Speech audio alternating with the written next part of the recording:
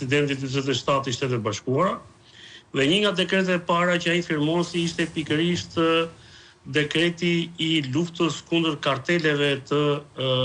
narkotikut, kryesisht karteleve të kokainës.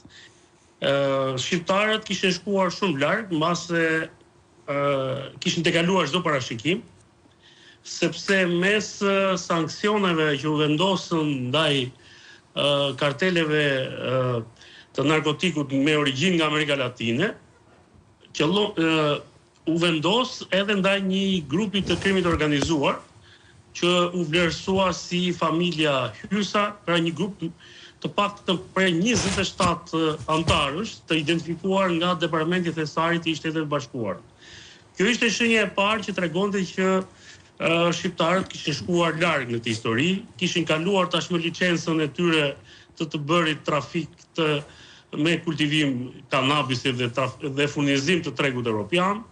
kishin tejkaluar licencën tjetër për të trafikuar heroinën që vjen nga Afganistani dhe trafikohet drejt kontinentit evropian. Tashmë shqiptarët kishin shkuar shumë larg. Kishin shkuar në kufi me Shtetet e Bashkuara dhe po bënin pastrim parash për llogaritë njëri nga kartelet më të mëdha, i cili shpallur si organizatë terroriste, siç është karteli Sinaloa. Dhe këtë gjë po e bënin brenda territorit të Shteteve të Bashkuara të Amerikës.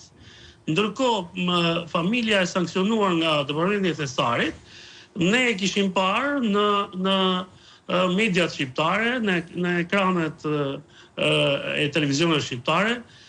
pas një takimi të realizuar në tetor të vitit 2020 në zyrën e kryeministrit Rama, së bashku me një eurodeputet të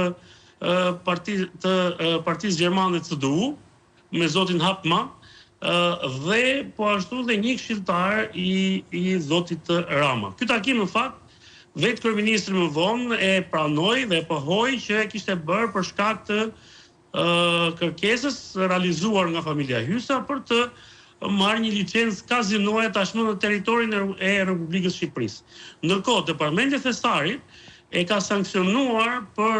pikërisht për këtë gjë, sepse ka përdorur kazino dhe restorantet e vetë, pra rritin e kazinove, se s'kishte vetëm një kazino, dhe rritin e restoranteve në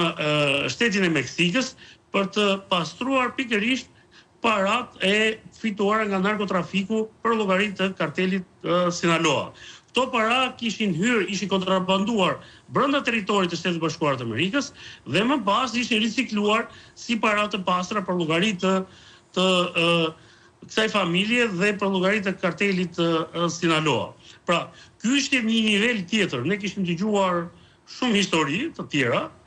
Unë së paku që nga viti 2016 isha marrë konkretisht me familjen Hysa me origjinë nga Belshi, por vazhdimisht ke patur të vështirë, ke patur dhe sulme, madje në një rast, një ditë mbasi unë pata folur publikisht në media në lidhje me këtë familje dhe lidhjet e saj që kishte në Shqipëri, në Amerikën Latine, në Meksik, në Shtetet Bashkuara të Amerikës dhe në Kanada, me njëherë të nesërmen u shfaq në publik për herë të parë në një intervistë ai që identifikohet si kreu i kësaj familje, pra luftar Hysa. E bëra gjithë hyrje Flavio për të treguar një sekond, kam nevojë të shtoj Artan që edhe kolegët kanë